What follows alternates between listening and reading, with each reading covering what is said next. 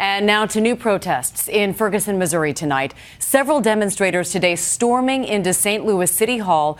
Across America, in at least a dozen major cities, thousands took part in mostly peaceful demonstrations. Streets filled from Washington to Los Angeles. And tonight, the family of Michael Brown responding to Officer Darren Wilson, breaking his silence to ABC News, telling George Stephanopoulos his version of their 90-second confrontation. ABC's Steve Osunsami back in Ferguson for us tonight. Indict, convict, send that killer cop to jail. Tonight, all of this in the name of Michael Brown, a growing protest nationwide against police profiling. In St. Louis today, they stormed City Hall.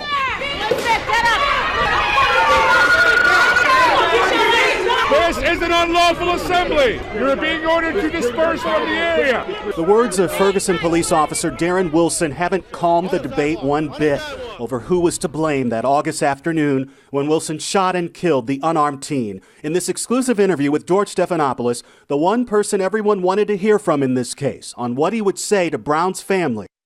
You know, I'm sorry that their son lost his life. It wasn't the intention of that day. It's what occurred that day. And there's nothing you can say that's going to make a parent feel better. It sounds like you don't think you were responsible. I did my job that day. Do you feel any remorse? Everyone feels remorse when a life's lost. Like I told you before, I never wanted to take anybody's life. You know, that's not the good part of the job. That's the bad part of the job. So yes, there is remorse. Brown's family and their lawyers weren't hearing any of it. It was very hurtful to Michael Brown's parents when he said he had a clear conscience after killing their unarmed teenage son. They were taken back looking at the interview because they felt that he had no regards for their child, and that was hurtful to them.